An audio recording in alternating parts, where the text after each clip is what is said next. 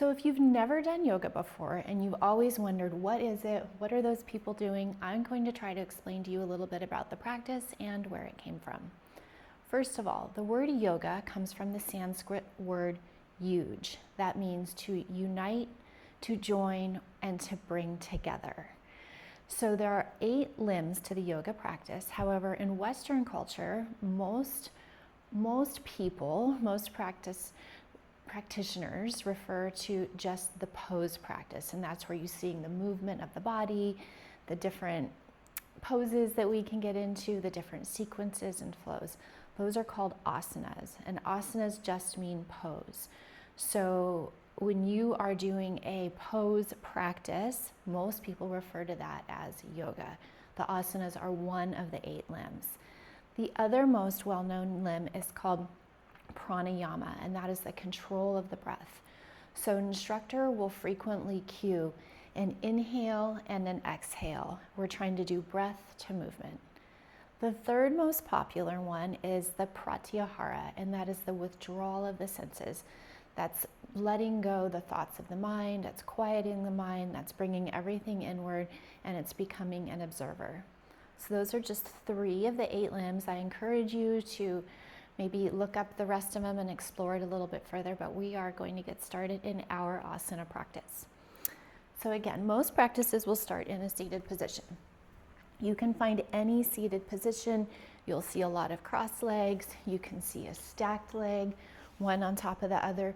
You might see both legs come in on top. There's no right or wrong way. Find any seated position that works well for you. And if you're sitting here and you're finding a lot of gripping, you're finding that your knees are creeping up, you can find any prop that feels good to sit on, and I have a couple here to show you as examples. First of all, a blanket, and a Mexican blanket is really popular. You can also use a beach towel, but we're looking for something firm, that when it's folded, it's going to offer a firm foundation because we want it to support the weight of our body. If you get a soft pillow or a soft blanket, it's not supporting you. Other popular things are blocks. I have 2 different yoga blocks to show you. This is a cork block. I love these. These are heavy. They feel good when you're using them to place your body weight on. I feel that it's secure, that it's not going to roll out from underneath me.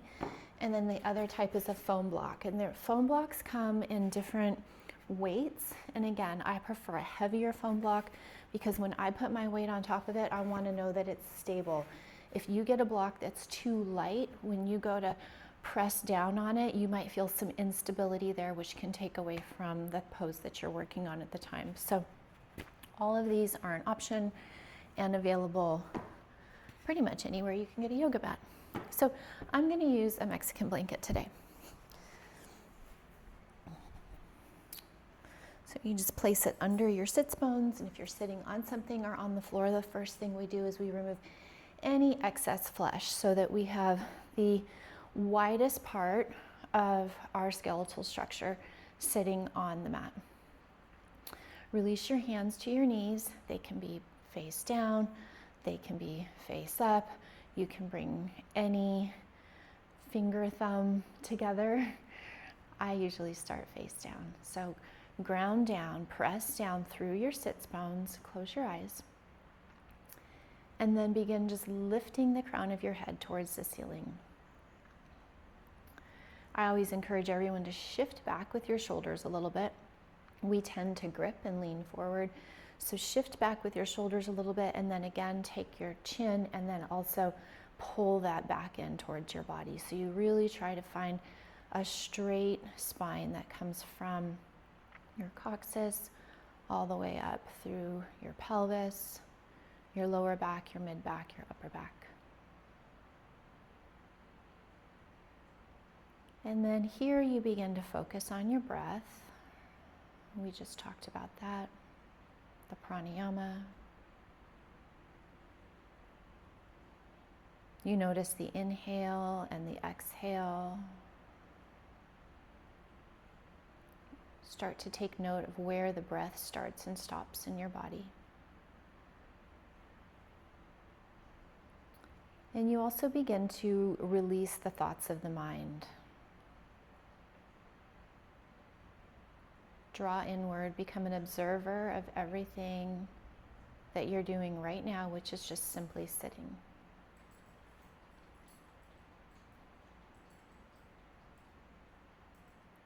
And then on the next inhale, let's try and draw our breath from a little bit lower in our body. And as we draw the breath, we inflate the body like a balloon, and it comes up through the lower part of the abdomen, up through the chest, through your clavicles, through your skull till the top, the crown of your head. And then when you're ready, begin to release it, exhaling it through the nose, the opposite way it came out, just deflating the body. And then again, practice another one just like that, breathing in through the belly, a deep breath, allowing the breath to crawl up the spine, creating a little bit of length between each vertebrae as it approaches the crown of your head. Hold it for a second, and then use an exhale through the nose. Begin to release the breath, keeping the length in your spine all the way back down. Okay, just one more like that. These are deep breaths, allowing the breath to inflate all the cavities of the body.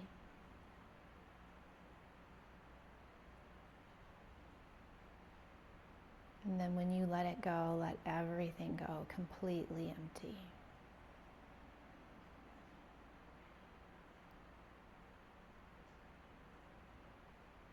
And then when you're ready, you can open your eyes. During our practice, during our flow, we don't typically draw breaths from the lower part of our body all the way up through the crown of our head. That breath is used at the beginning of practice, and that breath is also used when we are trying to kind of recover in the middle of a practice. So at any time during a practice, you could come onto your seat, you can get into a down dog, which we are going to look at, you can get into a child's pose, and that's a really good time to just kind of use those deep breaths to collect yourself, try and regulate your heart rate, and then eventually you'll come into a slower, more natural breath. For the pose practice, our breath does not draw from that deep when we go breath to movement. We're drawing a little bit more, I like to say, from like the mid-belly, and you still want to try to draw it from here to here. We don't want to keep this clavicle breathing. And you also constrict the back of your throat a little bit. So it's kind of like a purr, like if you try it, you should be able to, you kind of hear like this oceanic sound. So that can take practice, but I'm just going to offer that to you so that it's something that you can think about. So we're going to start with the next most popular transitional pose. So from a seated position, you can remove any of your blocks and just roll over onto your hands and knees. This is our tabletop position. We come to this position quite a bit, so you want to try to work on your alignment and know how you naturally get here so that you can just pop into the correct alignment of having your shoulders over your wrists and your hips over your knees. This position, sometimes a teacher will cue you to tuck your toes under or leave them flat. You also might just have a personal preference that you come to every time you get into this position. But this is a tabletop position. From here, you can tuck your toes under and push back to a downward facing dog. You just lift your hips up towards the ceiling and shift them towards the back of the mat. Now, our goal in this pose is to create a straight line of energy from our fingertips along the back of our neck, through our spine, up to our tailbone. So many people will start by having a very bent knee, which is totally appropriate. The straight line of energy from the fingers to the tailbone is your priority. The more you practice this pose, you will begin to find length in the back of your legs, and you'll begin to work your heels towards the ground. But this is not appropriate. This is not the pose. So we want to have that straight line. You press through your palms. Your shoulders are pressing down your back so they're away from your ears, and your neck is long. Downward facing dog. Again, this can be a recovery pose, so this would be an appropriate pose if you were holding it for some time to practice that deep breath, drawing in low, pulling it all the way up through the crown, and you can even do a big open mouth exhale.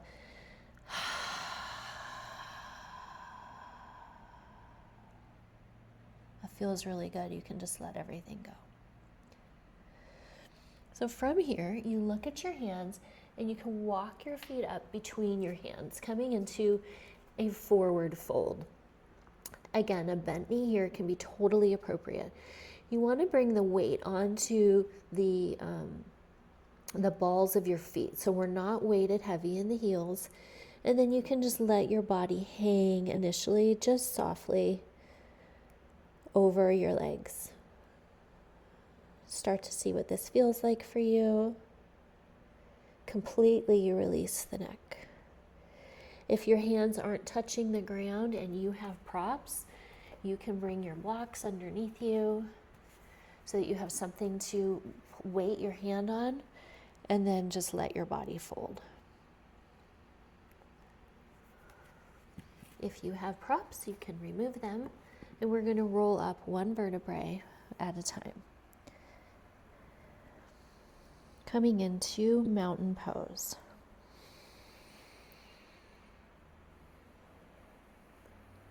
So mountain pose, when done correctly, is a very active pose. You can grip the mat with your toes. You're really spreading the back of your heel wide, and we call it pressing down on all four corners of our feet, because you want to feel like you're pressing down through this part of your, behind your big toe, behind your pinky, and through both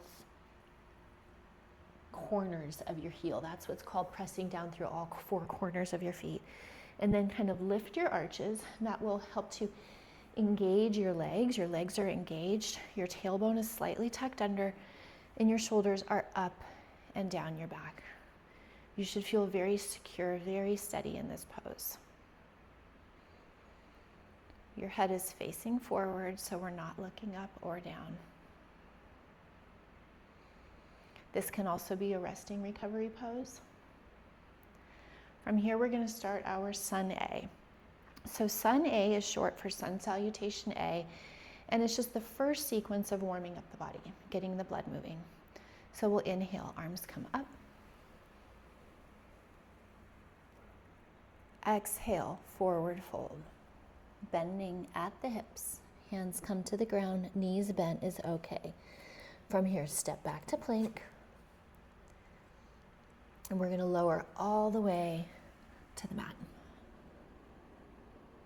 Press through the hands, inhale, just lift the upper part of the body, keep the pelvis and the pubic bone on the mat. And now we're going to exhale, tuck your toes under, press through your hands and push back and find that downward facing dog. You can adjust your feet as you need to. Again, okay to have a bent knee here. Inhale, look at your hands. Exhale, bring your feet between your hands. Inhale, halfway lift. Just lengthen the spine, reset the spine. Exhale, fold, weights in the balls of your feet. Inhale, our arms are going to come up with our torso this time. And exhale, bending at the hips, forward fold. Step back to plank. And then bend your elbows and lower all the way to the mat. Untuck the toes. Inhale, press through the hands. Lift the upper body, shoulders are away from your ears. Exhale, tuck your toes under, push back.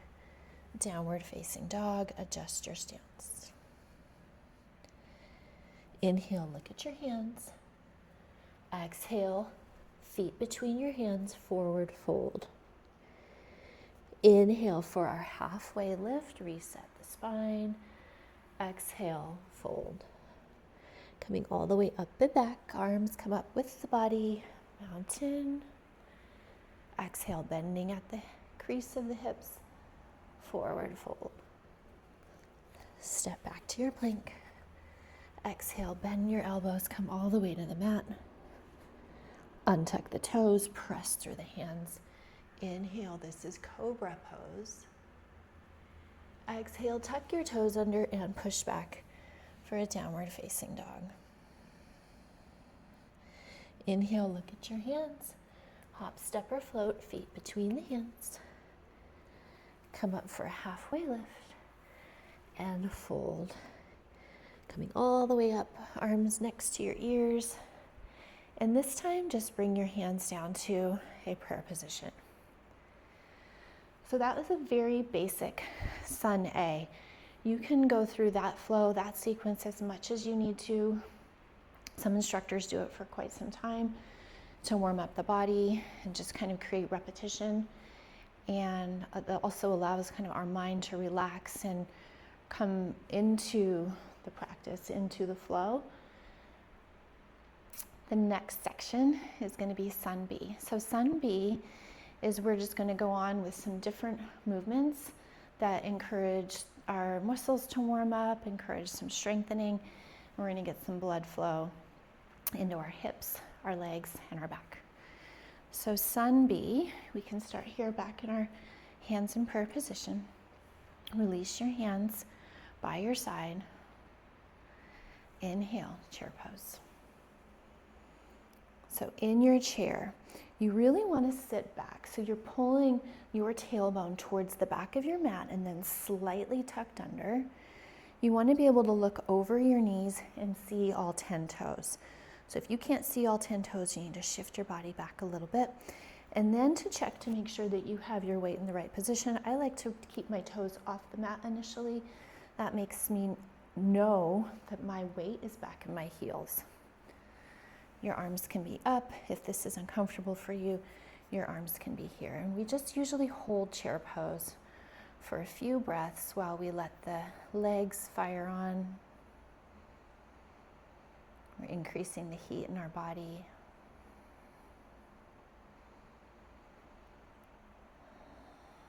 Focus on your breath. And then exhale, forward fold. Same sequence here, step back to plank. We're keeping this sequence the very gentle one for today. Coming all the way to the mat. Untuck the toes, inhale. Press up for cobra. Tuck your toes, push back, downward facing dog. Okay, again, look at your hands. Bring your feet between your hands. Inhale for your half lift. Exhale, fold. Inhale, chair pose. So arms are coming up. Keep them here if you want to work on your strength. You can bring them in if you need to rest your shoulders. Lift your toes, sit back. Couple slow breaths here. And then forward fold, let that go. Step back to plank. And lower your body all the way to the ground. Inhale, press up for cobra. Exhale, tuck your toes, push back. Downward facing dog. Inhale, look at your hands. Bring your feet between your hands. Come up for your half lift.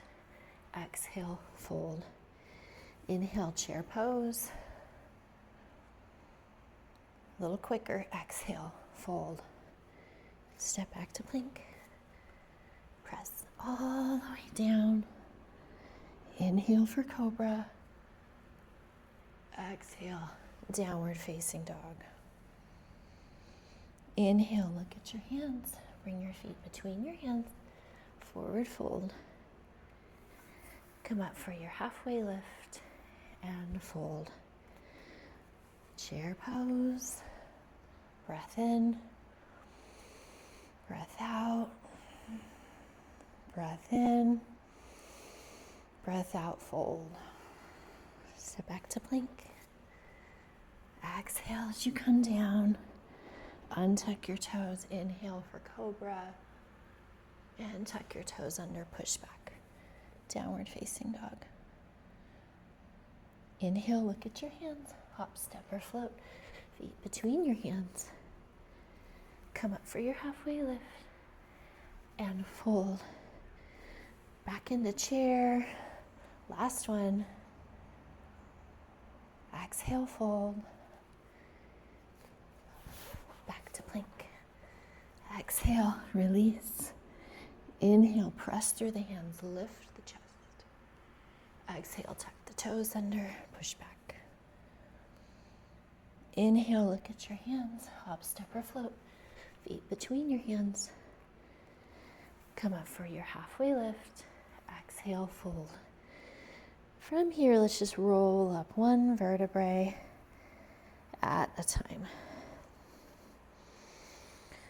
Shoulders up to your ears, drop them down, and then find mountain pose again. Your heart may be beating a little bit faster. Your body should feel invigorated. You've really started to warm up.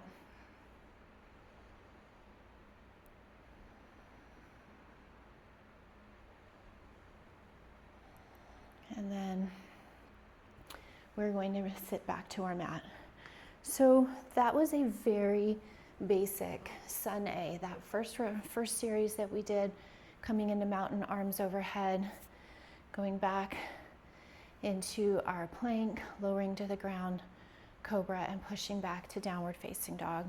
And then a very short Sun B. We just did a chair pose. Chair pose requires a little bit more physical effort, so we're really trying to get the blood moving, really starting to engage the breath and build some heat and momentum. From there, the practice is just stack and stack and stack and stack. But those are the very, very, very basics.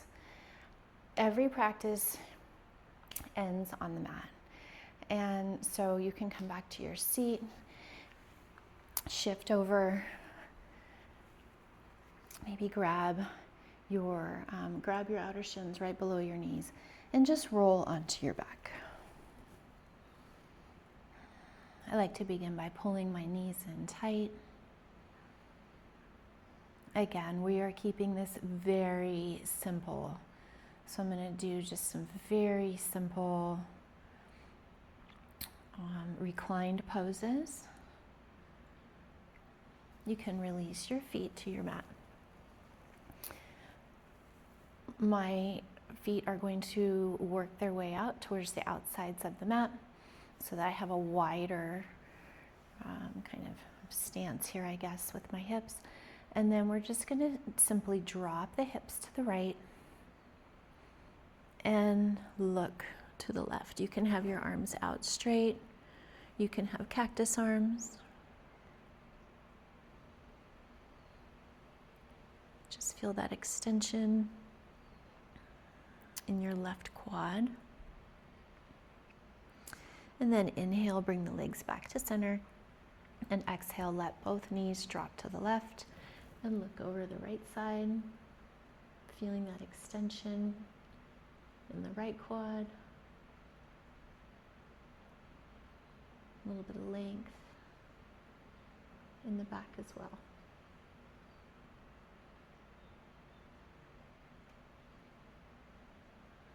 You can have your eyes open or closed. And then inhale, bring the knees back forward. We are going to finish this practice like most practices finish in a Shavasana. So it's called Dead Man's Pose. So to get to that pose, we usually like to start in something kind of very tight and contracted at first, like a big squeeze. All your muscles are ignited, and then you let it go. Extend both legs long. Let your pinky toes fall to the ground. And then I like to roll my shoulders up and under my body. Your palms are facing up. And also your arms can just be slightly away from your body.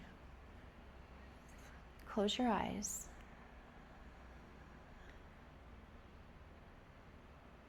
And in this pose, you just want to feel all parts of your body being held by the ground.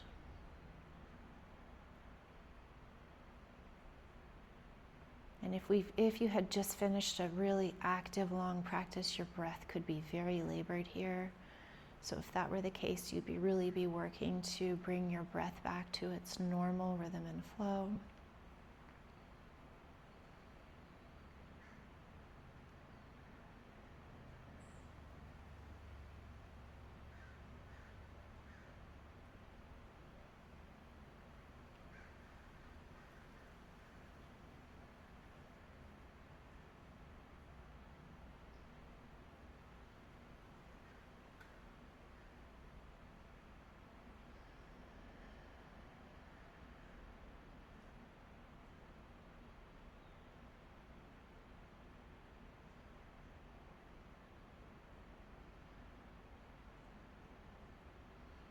To come out of this pose, you invite movement kind of back into your body and back into your mind. I wiggle my fingers and my toes. Bring your feet together, bring your arms up over your head, maybe do a full body stretch. You can do anything that feels good to you here. You're just bringing awareness back into your body. And then you roll over to whichever side feels good to you. And most practices will end where they started. So back in a seated position, if you used a prop and that felt good to you, you can grab that again.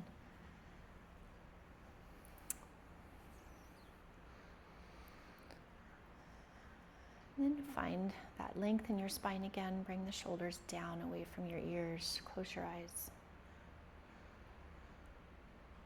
And I like to just take a few breaths here and notice how my body feels different than it did just a few minutes ago when we started. And then when you're ready, you can open your eyes. So this was a very chatty practice. I really wanted to introduce just a basic yoga flow sequence to you. Yoga, sometimes people only practice one of the limbs and they're doing yoga. And so again, in most Western cultures, that's the asana, that's the movement. But you could just be breathing and you're doing yoga, trying to regulate your breath. You could just be withdrawing from your senses, that's doing yoga. You could be practicing meditation, that's doing yoga. And there's many, many more layers. So I really encourage you to practice it, to try it, and maybe come back to this if you need to go over some of the basics. And if you're looking for a little bit more, maybe I'll see you in some of my other videos. But thanks for being here.